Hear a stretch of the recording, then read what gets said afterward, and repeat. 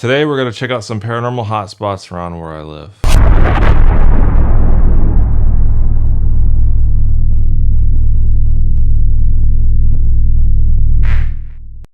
So I live in Nome, Alaska, and this region has a lot of sightings of weird things like little people, Bigfoot, and a lot of UFO sightings. I don't know if any of you have ever seen the movie The Fourth Kind, but they kind of exaggerated Nome, Alaska by putting some crazy stuff that never happened here. But the one true thing about Nome is that we do have a lot of UFO sightings. So we had to drive about 76 miles to a town called Teller, which is a really crappy dirt road from Nome, 76 miles inland to another little village called Teller. When we got there, we had to get on a boat and go out to the Imrock Basin and beyond to find some of the weird paranormal hotspot areas in Teller that the locals told me about. So growing up here in Alaska, I lived in Teller, Alaska pretty much my whole life up until now. And growing up, my parents would bring us out to camp at the Imrock Basin and a place called Dukshuk. And we would spend maybe a week there just hanging out, enjoying camping. And to get there, you have to boat like 20 miles.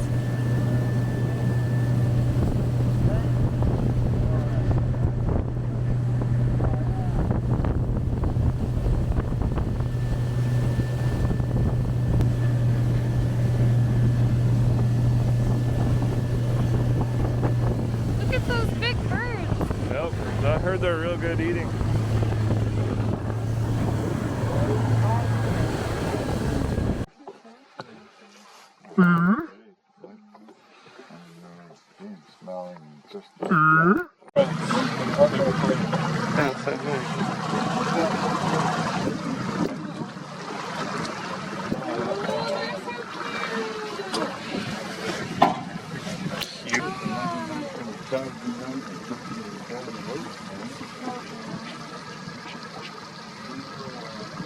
I'm not sure.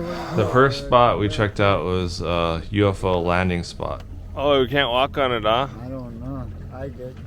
Looks like a swamp. I walked on it. So somewhere around 30 years ago, the people who were camping out here said they saw a bright light land in this area, and ever since then, nothing has been able to grow there. Growing up, we would boat past the UFO spot where about 2 miles away there's a camp where these people were camping about 30 years ago. They're camping there and it was getting dark out and they witnessed a UFO landing. And ever since then, it's left a bald spot there. Nothing ever grew. And it still hasn't to this day.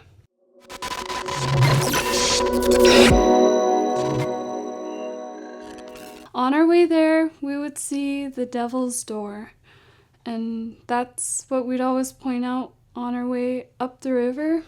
And growing up, I remember hearing about a local village man who got trapped in there and he couldn't find his way out. And there's various stories about it. This rock turns into a cave or a doorway, and people have been stuck in there, never to be seen again. So I crawled up there and checked it out.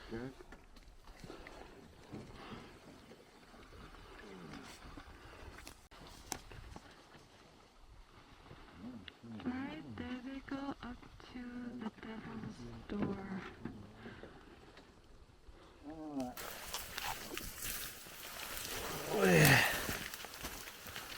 Devil's Door.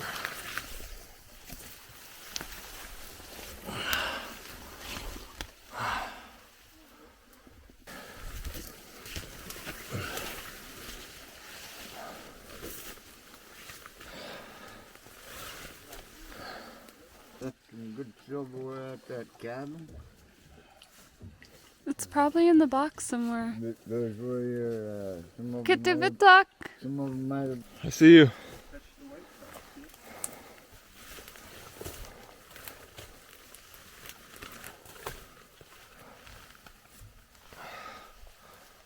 touching it. Can't go through it. You left that.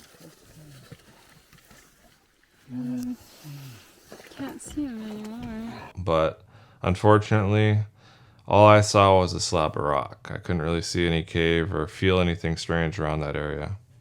So we moved on to the next spot, which is a cave that some people think that little people might live in. At Duckshook, there's a small cave, and you have to kind of hike to get there. And the thing is, we were always told not to go outside at night, and that cave belonged to little people.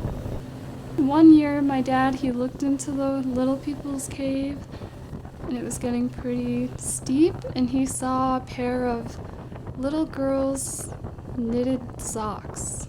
We don't know where those came from either.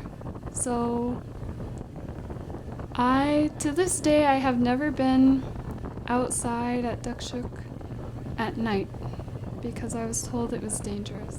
So at Duckshook, on your hike up there, you stop and you see a skull, and that skull has always been there, and it's been there before I was born. We don't exactly know who it was or what happened to them. It's not that far. And one of my older sisters, she remembered when the hole was so shallow, and every year it would get deeper and deeper until it got so deep it went into 2 different directions. It's like, so when we got up to this, little cave. No one else wanted to go on it because they're creeped out by getting stuck or claustrophobia or cave in or something. So I went in head first and tried to film, and the best I could. It was kind of hard to control the camera and tight quarters, but I crawled in, and it was kind of like, it was a shaft that goes down, and then it went out in 2 ways.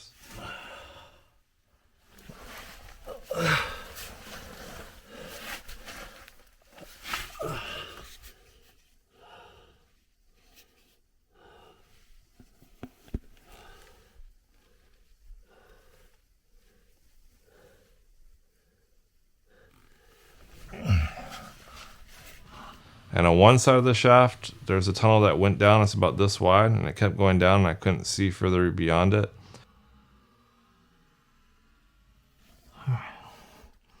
This is the cave that goes down. I feel a draft. No fucking clue what's down there.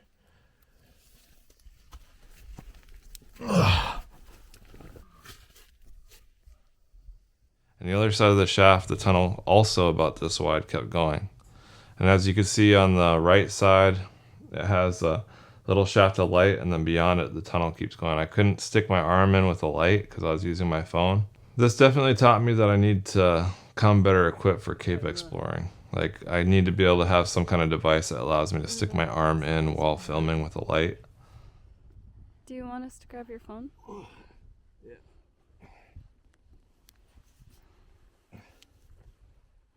Thanks, guys. I'm a girl. I haven't been up the river or to Duckshook in about 4 years, so it was really nice to go back up there and explore. That's good. Anyway, that's all we saw. I tried going out at night to look for little people, but unfortunately, it was raining when we went there, so the overcast made it pitch black and we couldn't see anything.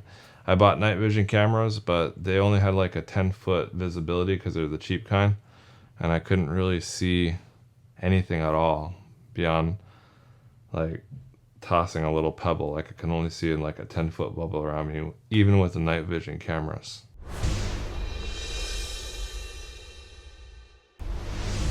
All right, guys, I'm back on YouTube. I'm getting back into it.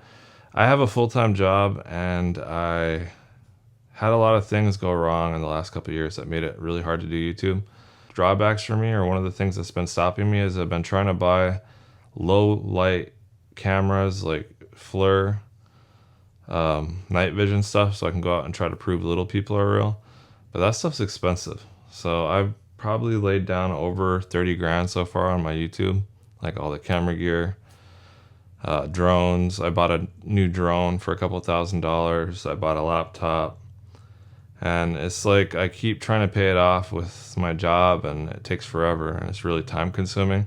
So I decided that I'm gonna try to start making money with my YouTube. Like, my mom's an artist. I'm gonna start trying to sell like merchandise and clothing and my mom's salves and artwork and stuff like that on my YouTube, and do a Patreon and stuff to try to start raising money so I can buy low light cameras and explore some of these weird regions here. For example, there's quite a few areas in Alaska that have, like, my mom's cousin was telling me the story. He was out hunting, and it was an area that you'll get lost at. They say it's like if you go there, you won't be able to come back. So he went there to check it out, and there's a whole bunch of tracks in the snow, fresh tracks, and then there's a line where all the tracks stopped, and it was smooth snow beyond that with nothing. And he watched a caribou walking with his rifle. It was only like 200 feet away, and it hit that line and just boom, vanished right in front of him. So there's areas like that I want to check out. I think it has to do with like different dimensions or something, like, but it involves thousands and thousands of dollars. Like, I got to buy drones. I got to buy like a little camera car with a rope on it.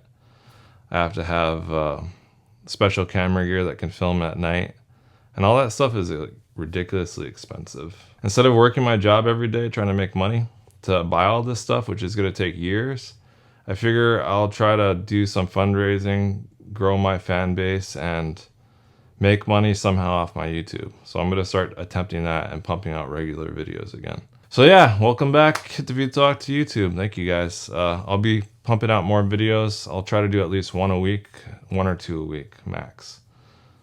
It's gonna be a lot of work, but I just gotta get in the habit of doing it. It's kind of like working out or changing your diet. It's hard to start something new. So making videos is a lot of work. I gotta set up my studio, set up my lighting, my green screen right here, which you can't see because it's like a graphic background. I decided to take this route instead of working all the time, working and saving money for my YouTube. I decided to try to make money. So it's like I have 2 jobs. I pump out videos regularly. I just video every week, 1 or 2 a week. And I work my 40-hour-a-week job. I think those 2 things combined will make it so eventually I could just do full-time YouTube, get the gear I need to go film these little people and these other weird stuff out here, and keep pumping out content. Anyway, thank you guys. I'll see you guys next time.